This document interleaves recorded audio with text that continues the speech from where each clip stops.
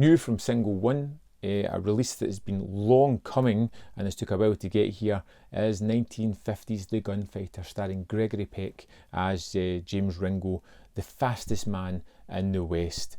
And this movie is an absolute masterpiece. It is pure and utter joy. It's the kind of Western that I absolutely love. You have an aging gunfighter who is starting to rue his life choices, who's constantly trying to evade his notoriety, who just wants to fade into obscurity and live his life, but is unable to because of the legacy that he has commanded himself, because of the choices that he has made. Why don't you button up your britches and go home? How'd you like to try to make me, Mr. Ringo? Someone who is regretting a lot of his life decisions and is looking for a way to make amends with it before ultimately the end is going to come. And it's such a wonderful movie with minimal sets but wonderful characters that delivers a really impactful message. That's a fine life, ain't it? Just trying to stay alive. Not really living, not enjoying anything, not getting anywhere. Just trying to keep from getting killed. At the start of this movie, we get to see Jimmy roll into a town. He has a personality, he has a reputation. He goes in there just looking for a quiet drink when some young gunfighter steps up to the mark, trying to just antagonise a gunfight. And you get to see the kind of tedious nature of which Ringo takes this. He doesn't want to take part. He's not interested. This is by him. He's not a young man who needs to prove himself. He's an older man who just wants to get away from this horrible world that he's created for himself. And ultimately is drawn into a gunfight and kills the young man in an exciting shootout, which is really quick and impactful. And he's got three brothers who are going to come out for justice. So Jimmy just leaves town and is heading towards Cayenne, where he has history there. There is someone there that he wants to speak to. And as he rides into town, almost the same thing happens again. The town becomes a murmur of gossip as he goes into the saloon and just sets waves. Now, never mind the horse. Run over yonder and tell the marshal that Jimmy Ringo is here, and hurry. Was it really him? Go on, I tell you, run. It turns out one of his friends, Marshal Mark Strait, who used to be a gang member of his, is now the law there. And to see this kind of tete-a-tete between these characters was wonderful. There's an obvious respect, there's an obvious friendship, and they have a straight way of just talking things out.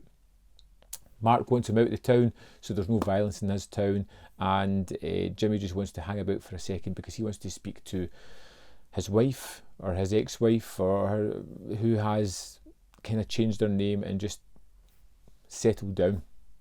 And all the way through the movie, it's basically about a character coming to terms with the choices he's made, coming to terms with the fact that his life could have been something that would have been more enjoyable, but because of his youthful exuberance, has chosen something that's ultimately set him down a path that he just cannot get off. No matter how well his intentions are, there is always going to be this legacy, the notoriety, something chasing him forward. And I think Gregory Peck cuts an impactful figure here as someone who is fed up of the world that he's created for himself, who's solemn, who just sees all these people's ideals of him thrust in his face, whether it be all the women in the jail cell, whether it be the bartender, whether it be the young upstarts who want to start something just because they want to know if they're the best or how quick this person is.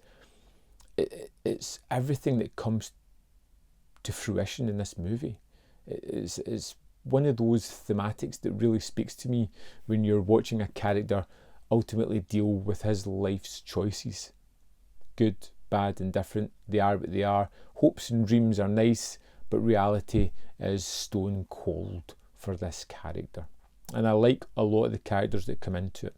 I like Mark Strait, the marshal of the town, who is still loyal and friendly with Ringo, but ultimately knows the kind of reputation he has and ultimately what is going to follow him. regardless of whether he wants it to follow him or not, it's going to come. Mark. Oh, you son of a gun. How are you, partner? I'm fine, Jimmy.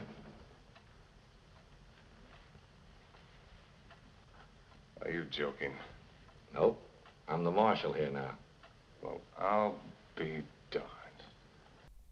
The Gunfighter is utterly amazing. It is a masterpiece of a movie. It's a film with some really measured, nuanced performances. It's one that has some exciting, tense moments within it. There are scenes that are funny and endearing, particularly when Ringo is dealing with the women in the jail cells that are just misunderstandings but kind of fun as well. The relationships between the characters, the hopes, the aspirations for a better life, the cold reality of what ultimately must happen, and the fruition of the ending, which is a different ending than I was expecting. An interesting ending, a worthwhile ending, and one that's very fitting for the story. I think The Gunfighter is a marvellous movie, one that I would solidly, highly recommend as a must-own title in your collection. Let's jump into the disc, have a look at some of the extras and see what it has to offer.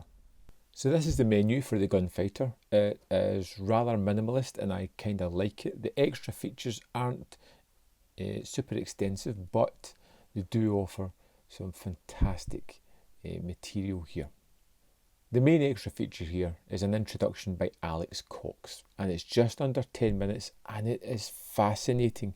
Throwing back to the days of Moviedrome and watching Alex Cox just wax lyrical about movies is something that is super fantastic and just joyous to behold, and this is an exceptional extra to the disc.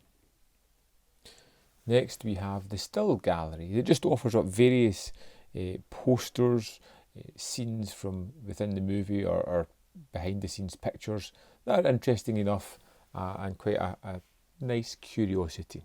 And that is it for this disc. So there we have it. The Gunfighter from Signal 1 is a must-own title. Love it. Can't praise it highly enough. Instantly jumped into one of my favourite westerns of all time. Can't wait to rewatch it. I would love to know your thoughts on this film. If you've seen it before, anything similar to it, what you like about it. Just, you know, reading some of the history of the sale of the screenplay and how John Wayne was wanting to play this one is really interesting as well. If you get a chance, check out some of that. And let's have a conversation about this wonderful movie. As always, there's more content up here that you can see more of my stuff. If you think I deserve it, hit this video with a like button and subscribe, maybe even share the video if you haven't already done so. And if you want to go that extra mile and support me, you can join the Patreon or the membership program for as little as 99p a month. Not a lot, but it does a great deal of difference to my channel. Thanks for watching, and I'll see you next time on Man v Film.